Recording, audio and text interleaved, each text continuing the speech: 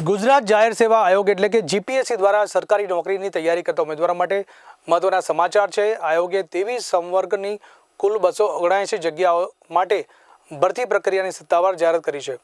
આ ભરતીમાં માત્ર નવી જગ્યાઓ જ નહીં પરંતુ પસંદગી પ્રક્રિયામાં પણ ઐતિહાસિક ફેરફારો કરવામાં આવ્યા છે। આ ભરતી હેઠળ 5 મુખ્ય વિભાગો સ્પોર્ટ્સ ઓથોરિટી અને રાજ્યની 9 મહાનગરપાલિકાઓની ખાલી જગ્યાઓ ભરવામાં આવશે, જેમાં વર્ગ 1 અને વર્ગ 2ના અધિકારીઓની નિમણૂક કરવામાં આવશે।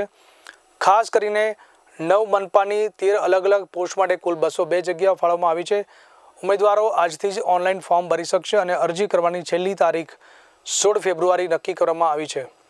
પરીક્ષાના માળખાની વાત કરીએ તો પ્રિલિમ પરીક્ષા 26 એપ્રિલના રોજ યોજાશે। કુલ 300 માર્ક્સની આ પરીક્ષામાં 2 પેપર હશે, જેમાં પહેલું પેપર સામાન્ય જ્ઞાનનું અને બીજું પેપર જે તે વિષયનું 200 માર્ક્સનું રહેશે।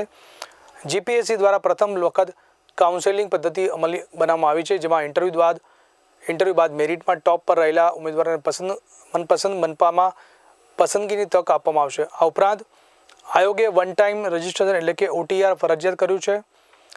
હવે ઉમેદવારે મોબાઈલ નંબર દ્વારા રજિસ્ટ્રેશન કરાવવું પડશે। આ સિસ્ટમનો સૌથી મોટો ફાયદો એ થશે કે ઉમેદવારોએ ભવિષ્યની કોઈ પણ ભરતીમાં બીજી વખત ડોક્યુમેન્ટ અપલોડ નહીં કરવા પડે।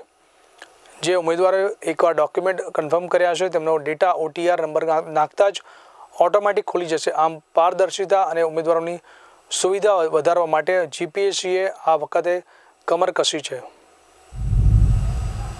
આ કાઉન્સિલિંગની બાબત છે એ 9 મહાનગરપાલિકા છે।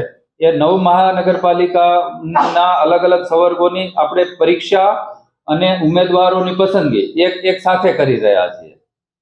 હવે પછી કોઈ એક સંવર્ગની કોઈ એક જગ્યા હોય તો એમને કઈ મહાનગરપાલિકામાં પોસ્ટિંગ અથવા નિમણૂક આપવી અથવા કઈ જગ્યાએ લેવી, તો એ માટે જે મેરિટોરિયસ ઉમેદવારને પોતાની પસંદગીની જગ્યા મળી રહે એના માટે મેરિટ કમ પ્રેફરન્સ આપણે આ 9 મહાનગરપાલિકાઓ છે એ પૈકી એમના મેરિટ પ્રમાણે અને એના પ્રેફરન્સ પ્રમાણે આપણે મહાનગરપાલિકા ફાળવીશું।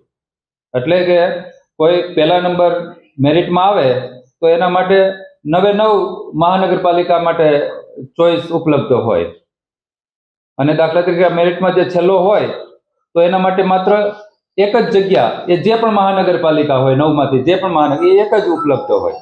એટલે જે મેરિટોરિયસ ઉમેદવાર છે એને પોતાની પસંદગીની એનામાં પસંદગી માટે તો ઘણા બધા કારણો હોઈ શકે, પણ પોતાની પસંદગીની મહાનગરપાલિકા મળી રહે, સાથે સાથે એમને તો પસંદગી નહીં મળે છે પણ આખી ભરતીની પ્રક્રિયા ઝડપથી થાય, લોકો રાજીનામા આપે અથવા તો જોઈન જ ન કરે અને એના કારણે આખું આ પ્રક્રિયા કરી હોય ને એ અટકી પડે, મીન્સ જગ્યા ખાલી રહી જાય, એટલે એને પણ આપણે નિવારીશું।